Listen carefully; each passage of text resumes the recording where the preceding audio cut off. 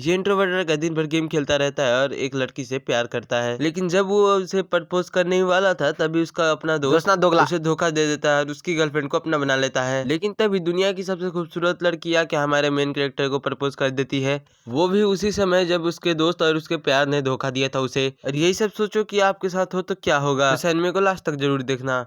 मैंगफाई नाम का ये लड़का एकदम से नकारा है। ये लड़का दिन भर में कुछ भी नहीं करता, सिर्फ अपने गंदे से कमरे में पड़ा रहता है और एक गेम खेलता है जो इसका फेवरेट है, जिसमें अपने आप को ये महान प्लेयर समझता है। अभी वो अपने दोस्त से मुकाबला कर रहा था 1v1 और कीबोर्ड को ही कुत्ते की तरह ढूंढ रहा था। इसकी गांड में था जितना दम उतना पूरा लगा दिया था। इसकी इतनी मेहनत काम आ ही जाती है, आखिरकार वो जाके खेल जीत ही जाता है। लेकिन इसका दोस्त उसको छोड़ के चला जाता है। जीतने के बाद भी इसका मुंह बहुत ज्यादा खराब दिख रहा था, क्योंकि ये अभी बोर था। बोरियत के चक्कर में वो फर्जी प्रोफाइल को देखने लग गया था, जिससे इसे प्यार हो गया था। और वो ज्यादा देर देखता और इसका कार्यक्रम शुरू होता तभी इसे एक टॉप प्लेयर का चैलेंज आ जाता है और उस बंदे ने इसको 1v1 मैच के लिए ललकारता है। ये भी एक्सेप्ट कर लेता है और ये दोनों का मुकाबला शुरू हो जाता है। लेकिन यहाँ पे मैंगफाई काफी ज्यादा दंग हो रह जाता है, क्योंकि सामने वाला प्लेयर भी काफी ज्यादा मजबूत था। इसने जितना सोचा था उससे ज्यादा ही मजबूत। मैंगफाई भी खड़ा हो जाता है और अपने हाथों का इस्तेमाल करना शुरू कर देता है, वो भी काफी ज्यादा तेजी से। तभी उसे एक मैसेज आता है। उस मैसेज में लिखा ये था कि मैंगफाई आगे क्या मूवी इस्तेमाल करने वाला है। ये देख करके तो मैंगफाई वहीं पे खड़ा हो जाता है और होना क्या था, मैंगफाई हार गया होता है। इतनी बुरी तरीके से हारने के बाद मैंगफाई यही सोच रहा था कि वो हारा कैसे और आखिरकार ये खिलाड़ी था कौन, उसने इसको कैसे हरा दिया। फिर इसने उस गेमर के प्रोफाइल में जाके उसके बारे में इन्फॉर्मेशन कलेक्ट करने की कोशिश की, लेकिन वो तो एकदम खाली था। बोरियत के चक्कर में इसने अब गेम खेलना बंद कर दिया था। अब सीन शिफ्ट होता है, हमें दिखा जाता है एक लड़की की तरफ जिसका नाम था चेन मोटो, और यही हमारे मेन कैरेक्टर के साथ 1v1 कर रही थी। ये एक डीमन स्लेयर थी जो कि कैसल कॉलेज में पढ़ाई कर रही थी और इसे सब गेम में नैनो के नाम से जानते थे। और ये अपने दोस्त के साथ घूम रही थी, तभी इसे पता लगता है कि कैसल कॉलेज का प्रिंसिपल मैंगफाई में दिलचस्पी ले रहा है। प्रिंसिपल को लगता है कि ये नकारा एस रैंक रखने की क्षमता रखता है, जहाँ पे किसी को समझ नहीं आता कि ऐसा क्या खास है मैंगफाई में। इसीलिए इसने मैंगफाई को चुनौती दी थी कि आखिरकार ये इतना ज्यादा बवाल कैसे उठ रहा है। यहाँ पे गुस्से की बात तो ये थी कि मैंगफाई को कॉलेज के प्रिंसिपल ने स्कॉलरशिप भी दे दी थी और ये सोच रही होती है कि मैंगफाई जैसा लड़का काबिलियत नहीं रखता है ऐसे कॉलेज में पढ़ने की। इसे तो गुस्सा आ ही रहा था। इसके साथ साथ इसके दोस्त भी कंफ्यूजन में थे। इसके दोस्त कहते हैं नैनो तुम उसके बारे में और भी ज्यादा पता लगाओ, तो वो भी कैसल कॉलेज के एआई सिस्टम में एवा में लॉगिन करती है। उसमें जाने के बाद मैंगफाई के बारे में वो पूछने लग जाती है कि उसका शौक क्या है और निजी दिलचस्पी। तभी उसे पता लगता है कि मैंगफाई के स्कूल में उसका एक भी कोई दोस्त नहीं। असल जिंदगी की बात की जाए तो उसका कोई नामो निशान भी नहीं है। और उसे ये भी पता चलता है कि मैंगफाई को सिर्फ गेम खेलना पसंद है और उसके माँ बाप ने भी उसे छोड़ दिया था और वो फिलहाल के टाइम पे अपने चाचा और चाची के साथ में रहता है, मतलब उनके ही घर में, जो कि दिन भर इसके ऊपर ताने कसते रह जाते हैं। और इसका एक प्यारा सा भाई भी है जिसे हम कमीना कहेंगे। इसके कजन को नहीं, हम इसको बात कर रहे हैं, क्योंकि ये साला अपने भाई को ही नकली और ऑनलाइन में फर्जी वेबसाइट बना के इसको अपने भाई को ही मतलब डेट करता रहता है, बस अपने बदले की आग को मिटवाने के लिए। लेकिन असली दुनिया में तो उसके चाचा चाची उसके ऊपर दिन भर चिकते रह जाते हैं। इस साले कुछ कमाने का भी सोच ले नाकारी वरना कोई तुझे कॉलेज नहीं अपनाएगा और नल्ला इंसान बन के सर के मर जाएगा अपने भविष्य के। वहाँ पे नैनो को भी पता लग जाता है कि इसका एक लड़की के ऊपर क्रश है और उस लड़की का नाम है चिन वेन वेन। नैनो का असली सवाल था कि ये लड़का अपने सपने में क्या देखता है, कहाँ पे देखता है ये अपने आप को सपने में। जैसे उसके सपने के बारे में छानबीन करती है तो वहाँ पे पता लगता है उसे ये सपने देखता है कि ये इतना कमाल है कि ये अपने गेम को रेगुलर अपडेट कर सके और साथ ही में खाना खा सके और दिन भर सो सके। ये सुन करके तो यहाँ पे नैनो भी हैरान हो जाती है कि कोई इतना आलसी कैसे हो सकता है। आलसी छोड़ो, ये तो दिमाग खराब वाला बंदा है। ये सुन करके उसके दोस्तों को भी ये की सवाल था, आखिरकार इसके प्रिंसिपल को क्या दिख चुका है इस नालायक के अंदर। मैंगफाई जो कि खुद के ख्यालों में खोया रहता है, वो जाता है बाहर कुछ सामान लेने के लिए अपने घर के काम से। अभी वो पोस्ट ऑफिस में रुकता है और पूछता है कि क्या मेरे लिए कोई चिट्ठी आई है। तो पोस्टमैन उसे कुछ चिट्ठी देता है और एक पैकेज देता है। पहली चिट्ठी में लिखा होता है कि उसे इंटरनेशनल यूनिवर्सिटी ने रिजेक्ट कर दिया है। साथ ही दूसरी चिट्ठी में लिखा होता है कि उसे कैसल कॉलेज में दाखिला मिल चुका है। और ये सब प्रोफेसर गुटेरियन के कहने के ऊपर हुआ है, जिसने ये चिट्ठी इसको भेजी है। मैंगफाई तो अपने आप को रख के चाटा मारता है, क्योंकि उसे लग रहा था कि ये सपना है। जब उसे लगती है तो उसे पता चल जाता है कि ये सपना नहीं, ये सच है। वो अपने घर पहुंचता है और अपने चाचा चाची को बताता है, लेकिन उसके चाचा चाची को पता था ये कितना ज्यादा नकारा है, तो ये ऐसा नहीं कर सकता। इसलिए वो लोग पूछते हैं तुमने ये कहाँ से छापा है। चाची तो इतना गुस्सा हो जाती है कि वो इसे धुतकार देती है। उसे लग रहा था कि इसकी ये सब चाल है। उसका कजन भी उसको ताने मारता है कि तेरे जैसे नल्ले को कोई कैसे एक्सेप्ट कर सकता है, क्योंकि कैसल कॉलेज में तो सिर्फ जादू यूज करने वाले लड़के ही पढ़ सकते हैं, जैसे नल्ले का वहाँ पे बिल्कुल काम नहीं है। और वो बताता है वहाँ पे सबसे बड़े खिलाड़ी का नाम है चोचाई, एक ऐसा ह्यूमन हाइब्रिड जो कि पूरे कॉलेज में राज करता है, मतलब कि ताकतवर प्लेयर में से एक है। सारी बातों को इतनी जल्दी और इतनी आसानी से बताता है जैसे कि ये कोई संवाद कर रहा है। और वो और भी बताते हुए कहता है कि मिंगफाई जैसे लोग चोचाई के आगे भी टिक नहीं सकते। लेकिन मिंगफाई तो यहाँ पे अपने ख्यालों में खोते हुए उसको फिर से इग्नोर कर रहा था। और वो अपने सपने में देखता है कि उसके अपार्टमेंट के बाहर एक हेलीकॉप्टर उड़ते हुए आके रुक जाता है, जिसमें से एक आदमी उतरता है और वो ही एक चोचाई है जो कि मिंगफाई को अपने एकेडमी को ज्वाइन करने के लिए बुला रहा था। और मिंगफाई के आगे झुकते हुए उसको अपना मास्टर बना लेता है। और ये अपने सपने में और भी ज्यादा आगे जाता है, तभी इसका सपना टूट जाता है और वो वापस से हकीकत में आ जाता है। और उसे लगने लगता है कि उसके घर वाले सही कह रहे हैं, शायद ये सब मजाक ही होगा, इसलिए वो यहाँ से चुपचाप से जाने लग जाता है। तभी वो डिवाइस जो चिट्ठी के साथ आया था वो अचानक से बजने लग जाता है। तभी सामने से चाची को कोई बताता है, जो सामने से व्यक्ति बात कर रहा है वो मिंगफाई का इंटरव्यू लेना चाहता है, मतलब कि कैसल कॉलेज के एडमिशन के बारे में। ये सुनकर के उसके चाचा चाची एकदम से शॉक हो जाते हैं। मिंगफाई यहाँ पे जो अपने लैपटॉप में अपने दोस्त के साथ बात कर रहा था, मिंगफाई को तो सब बेवकूफ समझते थे, लेकिन उसका दोस्त एकदम से एक्साइटेड था और वो मिंगफाई को कुछ टिप भी देता है इंटरव्यू के लिए कि उसे वो अपने आप को कैसे प्रेजेंट करना है। इंटरव्यू के लिए वो अगले दिन पहुंच जाता है उस बिल्डिंग में जहाँ पे इसका इंटरव्यू हो सकता है। उस बिल्डिंग में पहुंचते ही इसका होश उड़ जाता है, क्योंकि वहाँ पे उसके स्कूल के पुराने क्लासमेट भी थे, जिसमें से एक थी इसका लाइफ टाइम क्रॉस वेनवेन। अब सब लोग इंटरव्यू का इंतजार कर रहे थे, तो मिंगफाई ने वेनवेन से पूछा कि तुम यहाँ पे कैसे पहुंचे। उसे कहता है कि तू टेंशन मत ले यार, तू तो बोलने में काफी ज्यादा अच्छी है और साथ ही साथ तूने तो हमारे क्लास में हमेशा ही टॉपी मारी है। फिर वेनवेन इसे थैंक यू बोलती है। उसके बाद इंटरव्यू शुरू हो जाता है, जहाँ पे पारी सब जा रहे थे, सब इंटरव्यू दे रहे थे। अब पारी आती है हमारे मेन कैरेक्टर की, जो कि जाता है इंटरव्यू देने के लिए। और वहाँ पे इंटरव्यू जाने के बाद इसने तो पूरा सवाल लट लिया था। तभी यहाँ पे अचानक से इंटरव्यूअर इससे पूछती है, क्या तुम एलियंस पे विश्वास करते हो। मिंगफाई का यहाँ पे दिमाग तो पूरी तरीके से हिल चुका था, क्योंकि इसे लग रहा था कि ये लोग पूछेंगे कि ये कहाँ बड़ा हुआ, कहाँ इसका घर है, ये क्या करता है। लेकिन वहाँ पे जो टाइपिंग कर रहा था वो बंदा इसे कहता है, हमें तुम्हारे निजी पर्सनल इन्फॉर्मेशन की कोई जरूरत नहीं है और ये सवाल काफी ज्यादा जरूरी है, इसीलिए तुम इसका जवाब चुपचाप से दे दो। मिंगफाई के पास यहाँ पे कोई भी जवाब नहीं था, इसीलिए वो यहाँ पे शुरू हो जाता है कि हाँ मैं विश्वास करता हूँ एलियंस पे, क्योंकि मैं रात भर तारे देखता हूँ और मुझे लगता है इतना बड़ा ब्रह्मांड है तो यहाँ पे कहीं ना तो कहीं अलग जीवन भी होंगी ही, जैसे कि हमारे पास पृथ्वी है वैसे ही कोई दूसरे ग्रह पे। जवाब देने के बाद वो माफी मांगता है कि मुझे लगता है मैंने गलत कॉलेज के लिए साइन अप कर लिया है। और उसके बाद वहाँ से बिल्डिंग छोड़ता है और वहाँ से कट लेता है। मिंगफाई यहाँ से बिल्डिंग छोड़ के बाहर निकलता है और वहाँ पे एक बंदे का एंट्री होता है। ये और कोई नहीं, प्रोफेसर गोडेरियन था, जो कि अंदर जाने के बाद इंटरव्यूअर्स के ऊपर काफी ज्यादा चिल्लाता है, तुम्हें यहाँ पे उसे रोकना चाहिए था। मिंगफाई को जल्दी से जल्दी कॉल लगाओ और यहाँ पे उसे बुलाओ। यहाँ पे इन लोगों को बिल्कुल समझ नहीं आ रहा था कि प्रोफेसर इतना गुस्से में क्यों है, आखिरकार मिंगफाई है कौन और इसने क्या कर रखा है। यहाँ पे मिंगफाई येन से मिलता है, तभी येन उससे पूछती है कि क्या तुम मेरे साथ ग्रेजुएशन पार्टी में चलोगे। यहाँ पे मान जाता है झट से और वो अपने माइंड में सोचता था मैं कभी ना कभी येन से जरूर शादी करूंगा और वो काफी ज्यादा खुशहाल जिंदगी जिएगा, क्योंकि उसे लग रहा था कि इसने कैसल कॉलेज में जाने का चांस पूरी तरीके से बर्बाद कर रखा है। जैसे ही वो लेकिन घर पहुंचता है उसे एकदम से शौक लगता है, क्योंकि उसके चाची को एक बंदे ने कॉल किया था जिसका नाम गुडेरियन था और उसने बताया कि मिंगफाई ने इंटरव्यू को पास कर लिया है, अब वो कैसल कॉलेज में एडमिशन ले सकता है। अगले दिन मिंगफाई प्रोफेसर गुडेरियन से मिलने के लिए उस कॉलेज में वापस जाता है। इस बार उसके चाचा चाची और कजन भी उसके साथ ही थे, क्योंकि ये सब आए थे इसके पढ़ाई के बारे में बात करने के लिए। यहाँ पे चाची का सवाल था पहले पैसे के बारे में। प्रोफेसर जैसे इसके सामने बैठता है ये सीधा सीधा सवाल पूछ लेते हैं कि इसको पैसे कहाँ से आएंगे पढ़ाने के लिए। तभी गुडेरियन बताता है कि तुम्हें टेंशन लेने की कोई जरूरत नहीं है, इसके बैंक में मंथली $36,000 भेजे जाएंगे और वो एकेडमी में ही रहेगा। इतनी बड़ी रकम सुनकर के उसकी चाची की तो होश ही उड़ जाते हैं और खुशी से बोलने लगी हाँ ये तो पक्का वहाँ पे ज्वाइन करेगा। लेकिन असली झटका तो तब लगता है जब प्रोफेसर बताता है कि वो मिंगफाई को क्यों लेना चाहता है अपने कॉलेज में, क्योंकि मिंगफाई के आत्मा में दुर्लभ 100 साल पुरानी आत्मा छुपी हुई है। ये बात सुनकर उसके चाचा चाची तो एकदम कंफ्यूज हो गए, लेकिन प्रोफेसर ने उसके पॉकेट से एक लेटर निकाली जो मिंगफाई के माँ बाप ने लिखी थी। उसके माँ बाप भी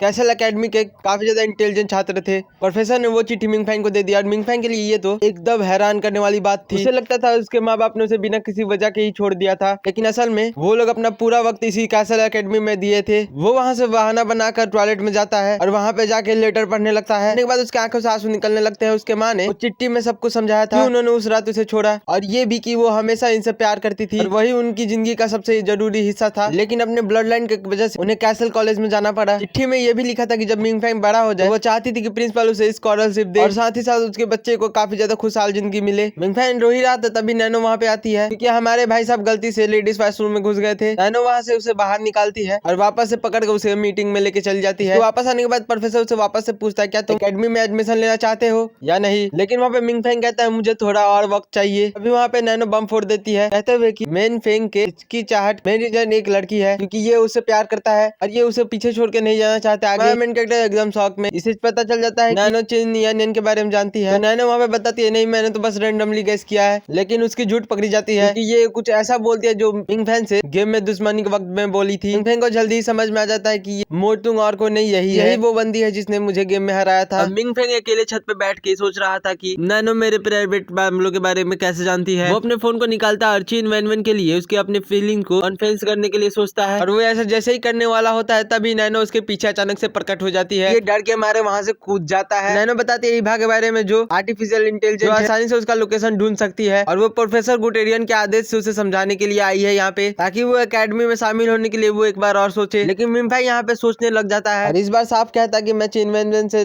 प्यार करता हूँ, और जब तक मैं उससे इजहार ना कर दूं अपने प्यार के बारे में तब तक मैं उसे छोड़ के नहीं जा सकता। तो नैनो भी वहाँ पे कॉन्फ्रेंस कर देती है कि तुम्हें चिन वैन बिल्कुल पसंद नहीं करती और तुम अपनी जिंदगी के सबसे बड़े मौके को उस फालतू लड़की के लिए बर्बाद कर रहे हो जो कि ना तुम्हें भाव देती है ना तुमसे प्यार करती है। लेकिन मिंग फैंग को लगता है मेरे पास अभी भी एक चांस है कि वैन ने मुझे ग्रेजुएशन पार्टी के लिए इनवाइट जो किया है, ना समझाने की कोशिश करती है कि तुम बहुत बड़ी गलती कर रहे हो, मेरी बात मान लो, और मैं तुम्हें बता रही हूँ अगर तुमने ये मौका छोड़ दिया तो ये तुम्हारी जिंदगी के ऊपर काफी ज्यादा बड़ा इम्पैक्ट करेगा। लेकिन वो वैन के लिए ग्रेजुएशन पार्टी के लिए वो सामान खरीदने की तैयारी कर रहा होता है, तभी नैनो वहाँ पे फिर से प्रकट होती है और वो वहाँ पे उसे फिर से समझाने की कोशिश करती है कि वो वैन को छोड़ दे। उन्हें बताती है कि प्रोफेसर आज रात को ही जा रहे हैं, तो तुम्हें अपना फैसला तुरंत लेना होगा।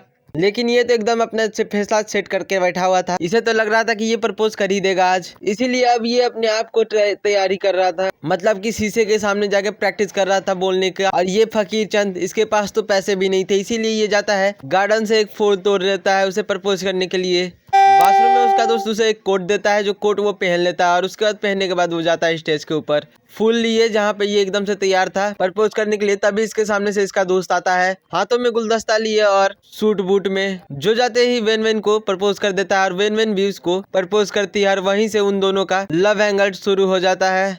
और यहाँ पे हमारा मेन कैरेक्टर मुंह देखते ही रह जाता है, चूतिए को पहले भी कहा गया था फिर भी।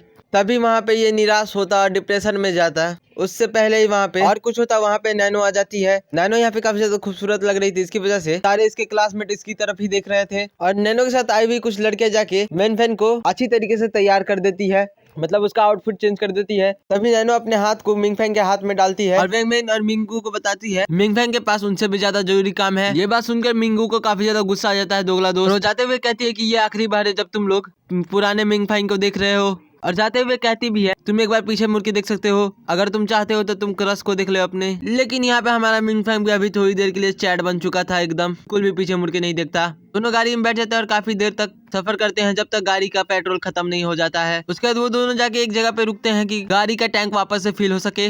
बताती है प्रोफेसर और प्रिंसिपल को वो नाराज नहीं कर सकती, और निराश ना करने के लिए मिंग फैंग को उसे कैसल एकेडमी में एडमिशन कराना ही होगा। मिंग फैंग वहाँ पे उसे धन्यवाद देता है कि उसने हार नहीं मानी, और साथ ही बार बार उसे समझाया भी। फिर से कहते हैं कि तुम एक बार और सोच सकते हो, लेकिन यहाँ पे मिंग फैंग सोचता नहीं, तैयार हो जाता है। जैसे ही मिंग फैंग अपने फैसले को नैनो को बताता है, नैनो तुरंत ईवा को जानकारी दे देती है। वह मिंग फैंग का पहली बार अनुवादन करती है और उसे अभी पूरा करंट स्टैटिस्टिक्स बता देती है। स्टूडेंट का खिताब देती है, उसकी स्टूडेंट आईडी कोड और सभी जानकारी भी दे देती है। तभी नैनो उसे क्राउन पहनाती है और स्कूल का किंग उसे घोषित कर देती है, जबकि अभी तक इसने कुछ खास किया नहीं है। सारी बातें सुनकर के मिंग फैंग एकदम से हक्का बक्का रह जाता है। नैनो बताती है तुमसे पहले भी बहुत सारे लोग क्राउन को पहन चुके हैं, जैसे कि इसके माता पिता, और एक बात और, लोग इस क्राउन के लिए मरने मारने पे उतर जाते हैं। नैनो उसके सामने झुकती है और वो बोलती है कि मैं तुम्हारी पर्सनल सबऑर्डिनेट बटर टाइप रहूंगी, और वो उसे सारा नॉलेज देगी जो उसने बरसों से कॉलेज में पढ़ाई करके गेन की थी। मिन फाई उसे खुशी खुशी अपना दोस्त मान लेता है। वह मिन फाई की सारी जानकारी सिस्टम में सेव कर लेती है ताकि वो कभी भी उसे इस्तेमाल कर सके। खबर सारे स्टूडेंट के पास भी पहुंच जाती है। कुछ दिनों के बाद मिन फाई एयरपोर्ट के पास होता है और एक ऑफिसर से सीसी लाइन के बारे में वहाँ पे पूछता है, जो कि उसे कॉलेज के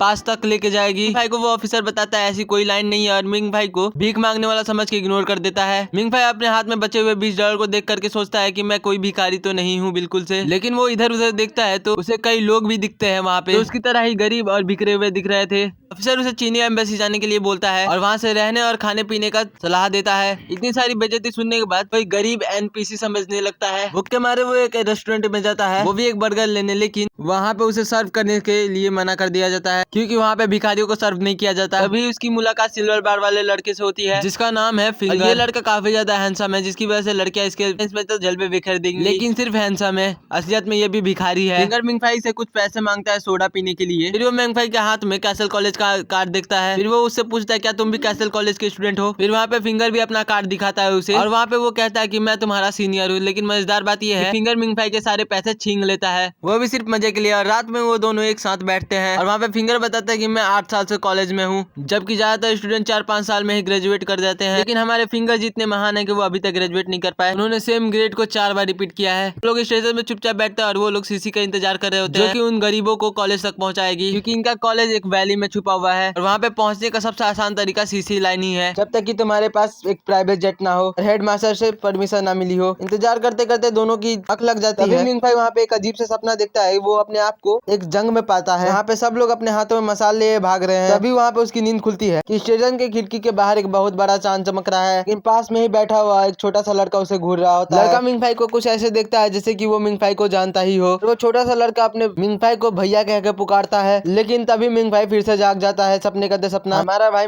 लूप में फंस गया था लगता है। हमारा मिंगफाई अभी उठाई था, तभी वहाँ पे फिंगर भी जाग जाता है और साथ ही साथ वहाँ पे वो कहता है कि सीसी लाइन आ चुकी है। उन्हें एक आदमी दिखता है जो हाथ में घंटी लिए उनके पास आ रहा था और वो आदमी ऐलान करता है कि सीसी 1000 एक्सप्रेस आ चुकी है और यहाँ पे सभी स्टूडेंट को अपना सामान और टिकट को लेके चढ़ने के लिए तैयार हो जाए। फिंगर उसके पास जाता है और वो घंटी वाला आदमी भी कहता है मैं तुम्हारी फेलियर वाली शक्ल को देख के अभी तक हैरान हूँ, मतलब कि यहाँ के हर एक कर्मचारी भी जानते हैं कितना बड़ा फेलियर है ये। फिंगर सरे सा मुंह बनाते हुए कहता है कि मुझे फिर से डिमोट कर दिया गया है, मैंने डिमोट होने का रिकॉर्ड तोड़ दिया और साथ ही उसके ग्रेड तो F तक भी गिर चुकी है। अभी मिंगफाई भी कंडक्टर के पास जाता है और वो बताता है कि मैं नया स्टूडेंट, मेरा नाम मिंगफाई है। मिंगफाई का नाम सुनते ही कंडक्टर एकदम से पैनिक करने लग जाता है और वो पूछता है क्या तुम सच में नया स्टूडेंट हो एस ग्रेड के, और वो ये भी पूछता है कि आखिर प्रोफेसर तुम्हें अपने प्राइवेट जेट में लेने क्यों नहीं आए। ये सब सुनकर के फिंगर भी वहाँ पे डर जाता है और पूछता है ये सब क्या सच है। यहाँ पे मिंगफाई को अकेला लगने लगता है, इसीलिए वो भी घबराना शुरू कर देता है। जैसे ही वो चेक इन करता है पूरा स्टेशन चमकने लग जाता है लाइट की वजह से और अंडरग्राउंड पैसेज भी खुल जाता है। तभी सीसी 1000 एक्सप्रेस ट्रेन भी आ जाती है और प्रोफेसर भी वहाँ से बाहर निकल आते हैं। सभी स्टूडेंट ट्रेन में चढ़ते हैं और यूनिफॉर्म पहनते हैं। प्रोफेसर से नॉन डिस्क्लोजर एग्रीमेंट पे साइन करने के लिए कहता है। सभी स्टूडेंट के लिए जरूरी बात है क्योंकि यहाँ पे कुछ जरूरी स्पेशल स्टडीज होती है कि पूरी दुनिया में कहीं और नहीं होती है। प्रोफेसर मिंगफाई को बताता है कि यहाँ पे हम लोग ड्रैगन्स के बारे में पढ़ते हैं और वो उससे पूछता है कि तुम ड्रैगन्स के बारे में क्या जानते हो। मिंगफाई कहता है ड्रैगन तो बस लेजेंडरी क्रीचर्स होते हैं जो कि अलग अलग मिथ्स और कहानियों का हिस्सा है। तभी प्रोफेसर कहता है कि ड्रैगन्स असली में है और इंसानों और ड्रैगन्स के बीच में बहुत लंबे समय से जंग चल रही है।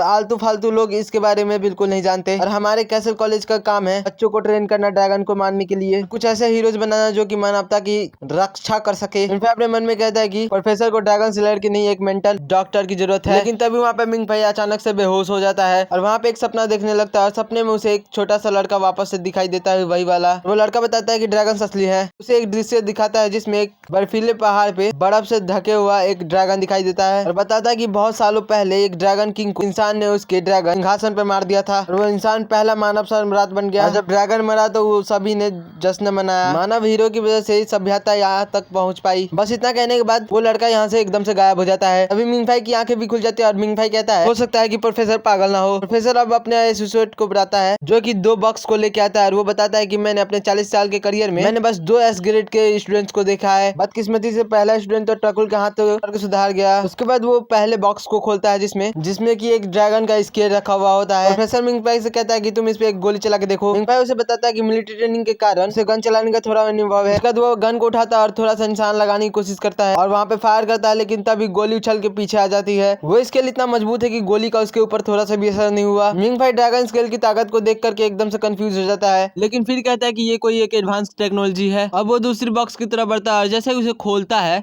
तभी उसे एक कैप्सूल के अंदर सोता हुआ बेबी ड्रैगन दिखता है। तभी प्रोफेसर भी इस ड्रैगन की कहानी उसे बताने लग जाता है। तभी मिंगफाई वहाँ पे हंसते हुए कहने लगता है ये तो कोई एक एक्शन फिगर है। उनसे कहता है चूतिया किसी और को बना, मैं भी एंड में देखता हूँ। इसके बाद मिंगफाई उस ड्रैगन को थोड़ी सी करीब से देखता है। तभी ड्रैगन वहाँ पे जाग जाता है और कैप्सूल से बाहर निकलने की कोशिश करने लगता है, लेकिन नए नैनोटेक की वजह से वो बाहर नहीं निकल पा रहा होता है। इसकी वजह से वो ड्रैगन फिर से सो जाता है बिना भागने की कोशिश किए। यहाँ पे प्रोफेसर कुछ भी नहीं बोलता क्योंकि इस ड्रैगन ने रिएक्ट इसीलिए किया क्योंकि मिंगफाई की जेनेटिक काफी ज्यादा स्ट्रॉन्ग है। मिंगफाई के पूर्वज ये बात सुन के काफी ज्यादा खुश होंगे। इसके बाद सब लोग कॉलेज पे पहुंच जाते हैं और मिंगफाई यहाँ पे कॉलेज में प्रोफेसर के साथ आगे बढ़ता है। रास्ते में मिंगफाई प्रोफेसर से पूछता है कि यहाँ पे और कोई भी स्टूडेंट्स क्यों नहीं दिख रहे हैं। प्रोफेसर भी ये बात सुनकर के वहाँ पे सोच में पड़ जाता है। तभी एयर सायरन बजने लगते हैं। प्रोफेसर को समझ में आ जाता है कि यहाँ पे बहुत बड़ी गड़बड़ होने वाली है। मिंगफाई का हाथ पकड़ के जल्दी से पिलर के पीछे ले जाके छुपा देता है। अचानक से चारों तरफ से काफी सारे यंग लोग दौड़ते दौड़ते बाहर आने लग जाते हैं, जो कि रेड और ब्लैक सूट पहने हुए होते हैं। ये दोनों ग्रुप एक दूसरे के ऊपर फायरिंग करने शुरू कर देते हैं। शांत एरिया अचानक वॉर जोन में बदल जाता है। यहाँ पे प्रोफेसर भी गोली लगने की वजह से गिर जाता है। और ये पागलपन तब तक चल रहा होता है जब तक दोनों तरफ से टीम के लीडर और एक औरत बची हुई होती है। अब दोनों के दोनों लीडर सामने सामने आ जाते हैं। इनमें से एक है स्टूडेंट यूनियन का लीडर और दूसरा लॉन हार्ट सोसाइटी का लीडर, मतलब कि प्रेसिडेंट जहन। दोनों की लड़ाई देख करके आपको मंसलर की फाइट याद आ जाएगी। और मिंगफाई यहाँ पे मेन कैरेक्टर होते हुए भी एनपीसी की तरह साइड में होकर देख रहा था। जब दोनों लीडर एक दूसरे को जान से मारने के लिए व्यस्त होते हैं तो मिंगफाई यहाँ पे दो लड़कियों के बीच में फंस गया होता है। यहाँ पे रेड टीम की लड़की रेनो निकलती है, जो कि मिंगफाई के ऊपर गन तानते हुए कहती है कि तुम नीचे झुक जाओ। वो तुरंत पीछे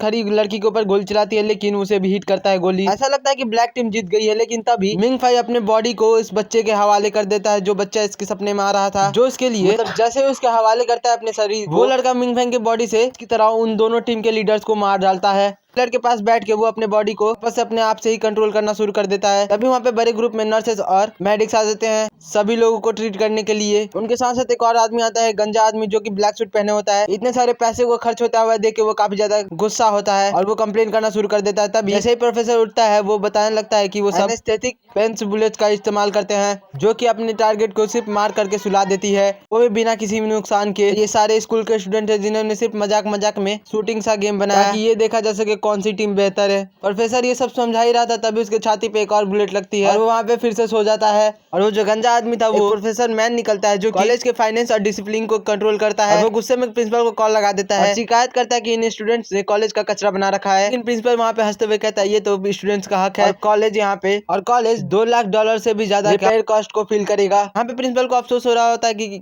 वो इस गेम में शामिल नहीं हो पाया। वो वादा करता है अगली बार वो गेम जरूर से खेलेगा। स्टूडेंट बॉडी की चेयरिंग सुनकर वो मिंगफाई के बारे में पूछता है, अपनी क्लास ज्वाइन करने के लिए कहकर कॉल डिस्कनेक्ट कर देता है। कॉल खत्म होने के बाद प्रोफेसर मैन मिंगफाई से कहता है अगर तुम अपनी जान बचाना चाहते हो तो तुम्हें अपने जल्दी से अपने डॉम में चले जाना चाहिए, क्योंकि सारे स्टूडेंट्स इससे काफी ज्यादा जल रहे हैं। आखिरकार मिंगफाई अपने डॉम में जाके पहुंच ही जाता है और वो देखता है कि उसका कमरा काफी ज्यादा ही बड़ा है और उसका रूम 2 लोगों के लिए है और उसका रूममेट और कोई भी नहीं, फिंगर है। और फिंगर इसे पहले ही दिन में पूरी कॉलेज घुमाने के लिए कह देता है। वो उसे एक अलग अलग बिल्डिंग्स दिखाता है और बताता है कि कॉलेज लाइन में कोई भी स्पिरिट लैंग्वेज का इस्तेमाल नहीं कर सकता। ये सब प्रोफेसर मैन के डैड की वजह से मुमकिन हुआ है। वो वॉच टावर में रहते हैं और अपने पावर की वजह से पूरे कॉलेज को कास्ट करते हैं, मतलब चारों तरफ बैरियर बना के। उसके बाद फिंगर उसको एक ऐसे क्लास में लेके जाता है जहाँ पे सब लोग स्पिरिट लैंग्वेज इस्तेमाल कर सकते हैं। वो बताता है कि ये पावर ड्रैगन लैंग्वेज को ड्रैगन ब्लड लाइन के साथ रेजोनेट करके आता है। रेजोनेट मतलब तुम्हारे अंदर मैच का खून होना चाहिए, अगर नहीं हुआ तो तुम सीधा मगज की तरह हॉगवर्ट्स या फिर पीसी यूनिवर्स भेज दिए जाओगे। चलते चलते कितने सारे स्टूडेंट को स्पिरिट लैंग्वेज यूज करते हुए देखते हैं। एक स्टूडेंट वहाँ पे अपना वाटर स्पिरिट कंट्रोल करने में फेल हो जाता है, लेकिन वहाँ पे एक दूसरा बंदा अपने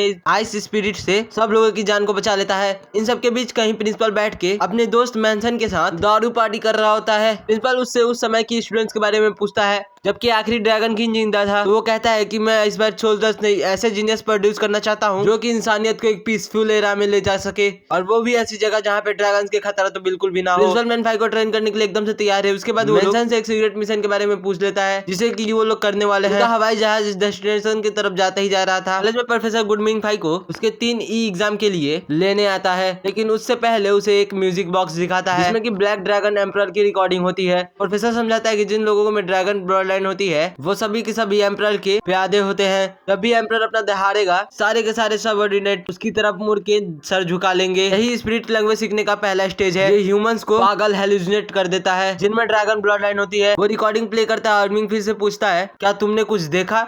मिंगफाई वहाँ पे कहता है कि मुझे कुछ और नहीं, मुझे सिर्फ नींद से आने लगी है। प्रोफेसर ये सुन के एकदम से चौंक जाता है, क्योंकि ये ग्रेट रेस ब्लड लाइन से है। ऐसा होते हुए भी इसके साथ ऐसा कैसे हो सकता है। वो घबराते हुए लाइब्रेरी की तरफ के भागता है और प्रोफेसर मैन को भी वहीं पे बुला लेता है। वो लोग पुराने रिकॉर्ड्स को चेक करते हैं, उसमें से पता लग सकता है शायद से मिंगफाई पुराने एम्परर के लेवल का है, तो वो उसके अंदर व्हाइट ड्रैगन का ब्लड है। ये मामला जितना सोचा था उससे ज्यादा भी धीरे धीरे पेचीदा होते ही जा रहा था। वहाँ पे प्रोफेसर गुड कहता है हमें ये सबको सीक्रेट रखना चाहिए, वरना मिंगफाई कोई लैब में कैद होकर रह जाएगा। अगले दिन सारे न्यू स्टूडेंट के 3 एग्जाम हो रहे थे और मिंगफाई यहाँ पे फिंगर सेंपाई की बाबू को कॉपी करके पास हो रहा था। एग्जाम के दौरान वो एक सपना देखता है जिसमें वो बच्चा दिखता है जिसका नाम मिक्स है। वो अपने आप को उसका भाई बताता है। हमारा मेन कैरेक्टर 3 घंटे के एग्जाम में 2 घंटे तक सोया हुआ था। रात में मिंगफाई एक बेल की आवाज सुनता है और फिर से सोने के बाद वो सपने में मिंग्स को मिलता है और मिंग्स बताता है ये जिसमें ये है ये बेल सब डेथ है। इसका मतलब ये हो सकता है कोई मरने वाला है, इस हाल से मुसीबत में पड़ सकता है। लेकिन मिंग्स कहता है ये एक मौका भी हो सकता है। उससे पूछता है कि तुम्हें कौन सा सफर चाहिए। भाई को याद आता है कि कैसे नैनो ने उसे रूफ टॉप पे ढूंढ लिया था। वो मिंग्स से ऐसी एबिलिटी मांगता है जिससे वो पूरी दुनिया का मैप देख सके और किसी को भी ढूंढ सके। मिंग्स वो चाहता है सब कुछ को ट्रैक कर सके। मिंग्स उसकी बात मानता है, पावर दे देता है और ये मिंगफाई असल में जाग जाता है। यहाँ पे फिंगर आके बताता है कि इमरजेंसी अलार्म बज चुका है। सारे स्टूडेंट्स इकट्ठा होते हैं और प्रोफेसर बताते हैं रिसर्च के दौरान ब्रॉन्ज ड्रैगन किंग का पैलेस मिला है। 2 मेंबर्स वहीं पे फंसे हुए हैं और पैलेस लगातार बदलता रहता है जिससे बाहर निकलना मुमकिन नहीं नामुमकिन हो जाता है। पैलेस में मिले कुछ ड्रैगन राइडिंग्स की तस्वीरें दिखाते हैं और सारे स्टूडेंट्स से कहते हैं उन्हें डिकोड करने की कोशिश करें उस जगह से निकलने का रास्ता मिल सके। वहाँ पे सिर्फ 20 मिनट बचे हुए होते हैं और मदद करने के लिए दुनिया भर से कोशिशें की जा रही होती है। मिंगफाई आसपास के सारे स्टूडेंट्स को उनकी ताकत लगाते हुए देखता है। वो लोग पूरी ताकत लगा रहता है और खुद को बिल्कुल बेकार समझता है। उसे इसके दिमाग में ट्रिक करता है। उसके पास ओपन मैप पावर है। वो उसे यूज करके पैलेस के बाहर निकलने का तरीका ढूंढता है और उसे सबमिट भी कर देता है। सबमिट किए गए रास्ते की वजह से आखिरकार उन्हें वो रास्ता मिल जाता है। अब मुश्किल की बात ये होती है उनके पास रास्ता तो होता है लेकिन उनके पास बाहर निकलने के लिए ऑक्सीजन ज्यादा नहीं होता। ये दोनों वही लोग हैं जिन्होंने कॉलेज के लिए मिंगफाई का इंटरव्यू लिया था। साथ ही ये दोनों एक दूसरे से काफी ज्यादा प्यार भी करते हैं। वो अपनी पूरी पावर लगाते हैं कि वो धरती की सतह तक पहुंच सके और वो कोनन जिसे ये पहले से लेके आए थे वो डिलीवर भी कर सके। उनके रास्ते में ड्रैगन किंग का रिटेनर आ जाता है और उन्हें एक सी ड्रैगन जो कि उन दोनों का जान से मार देता है। लेकिन मरने से पहले उन्होंने कोनन को एयरशिप में मजदूत हायर अप को पहुंचा देते हैं। ड्रैगन उन कोनन को वापस लेने के लिए उन शिप्स का पीछा करता है। मेंस वहाँ पे अपने मरे हुए साथियों का पता लेने के लिए भिड़ जाता है। एक छोटी बात से अब बहुत बड़ी बात बन चुकी थी और काफी ज्यादा खतरनाक भी, जहाँ पे सी ड्रैगन के ऊपर बार बार हमला करने की कोशिश कर रहा था और अपनी पूरी दम लगा के मेंस के सेक्रेटरी को भी मार देता है। मैन इस सदमे की वजह से बौखला जाता है और वो अपने मशीन गन से उसके ऊपर हमला कर देता है जिसकी वजह से एयरशिप भी अपने धीरे धीरे पावर खोने लगती है। लगने लगता है कि अब सब मरने वाले हैं। तभी मेंस ध्यान देते हैं कि वो लोग डैम के पास पहुंच चुके हैं। वो एयरशिप के डैम की ओर ले जाने के लिए सोचते हैं क्योंकि उनका प्लान था कि वो ड्रैगन उनका पीछा करते हुए वहां पे और वो डैम की गेट से उसे चाप के मार डाले। उनकी ये प्लानिंग काफी ज्यादा अच्छी तरीके से काम कर जाती है लेकिन उससे पहले ड्रैगन का एक दांत उनके अंदर घुस जाती है। बाद में प्रिंसिपल स्कूल में अनाउंस करता है कि मिशन सक्सेसफुल हुआ। उन्होंने कई जरूरी ड्रैगन राइडिंग कोड्स और जरूरी आर्टिफैक्ट को कलेक्ट कर लिया है। ये सारी चीजें मिंगफाई और बाकी सारे स्टूडेंट्स की वजह से मुमकिन हो पाई है। इस समय कॉलेज की लिंक बचती है और बताया जाता है उनकी कुछ टीम मेंबर्स की मौत हो चुकी है और से बाहर निकलने के समय जियांग मिंगफाई को मदद के लिए थैंक्स बोलता है और अपने लाइंग हाइट सोसाइटी में सक्सेसर के तौर पे ज्वाइन करने के लिए बोलता है। लेकिन मिंगफाई उसे मना कर देता है कि नहीं, मैं इतनी बड़ी पोजीशन को नहीं ले सकता कभी भी। अब एयरशिप के ऊपर प्रिंसिपल जाता है अपने मरते हुए दोस्त से मिलने के लिए और उसको मिशन की रिपोर्ट्स देता है और वो कहता है कि स्टूडेंट्स को इस लॉस के बारे में ना बताएं बल्कि उन्हें सिर्फ अगले मिशन के लिए तैयार होने के लिए कहा जाए। और साथ ही वो ये भी कहता है कि उसकी गोद ली हुई बेटी वो नैनो का ख्याल रखे और साथ ही उसे सिर्फ सुरक्षित रखे। कुछ दिनों बाद मिंगफाई को नैनो की तरफ से एक ऑनलाइन इन्विटेशन मिलता है स्टूडेंट यूनियन की तरफ से बॉल डांस के लिए। वो फिंगर के साथ वहाँ पे पहुंच जाता है। फिंगर वहाँ पे बताता है कि स्टूडेंट यूनियन का लीडर सीजर वेस्टर्न गेटो फैमिली का सक्सेसर है और सीजर का एटीट्यूड काफी ज्यादा एरोगेंट है और ऐसा लगता है कि वो मिंगफाई को किसी तरह स्टूडेंट यूनियन में शामिल करने की कोशिश कर रहा है, ठीक उसी तरह जिसे जियांग ने उसको पहले इनवाइट किया था। तो वहाँ पे मिंगफाई बताता है कि मेरा वैसे भी कोई खास इंटरेस्ट नहीं है। तो फिंगर वहाँ पे कहता है वहाँ पे महंगा महंगा खाना मिलेगा फ्री फ्यूकट का, तो क्यों ना जाया जाए। उसके बाद वो लोग बॉल रूम में पहुंच जाते हैं तो हमें पता लगता है कि नैनो असल में सीजर की मंगेतर है। सीजर ने ये पार्टी सिर्फ उसकी बर्थडे के लिए रखी थी। बस सब लोग वहाँ पे डांस करने लगते हैं और फिंगर मिंगफाई को खींच लेता है कि मिंगफाई को वैसे भी कोई लड़की नहीं मिलने वाली। तभी वहाँ पे खड़ी ब्राउन हेयर वाली वो लड़की जिसे मिंगफाई बार बार दिखता रहता था मिंगफाई के पास आती है और उसको डांस करने में मदद करती है। उन दोनों का डांस इतना ज्यादा बढ़िया होता है कि सब लोग उन्हें देख के ताली बजाने लग जाते हैं। वहाँ पे सीजर भी उसे अपने साथ खड़े होने के लिए इनवाइट करता है। तो वहाँ पे मिंगफाई कहने लग जाता है कि मुझे सोचने के लिए थोड़ा सा भी टाइम चाहिए। फिर वो नैनो को ढूंढने के लिए वो बाहर चला जाता है कि वो थोड़ी देर पहले ही शहर लेने के बहाने बाहर निकल गई थी। वीडियो हुआ यहीं पे खत्म। अगर आप लोगों को अच्छा लगा हो तो प्लीज लाइक और सब्सक्राइब करना ना भूलिएगा। ये बनाने में बहुत मेहनत होती है और रात को जाग जाग के ये वीडियो बनाता हूँ, इसीलिए गाली भी सुनने को मिलती है। तो प्लीज सब्सक्राइब कर दो, साथ ही एक लाइक और कमेंट भी कर देना। बाय।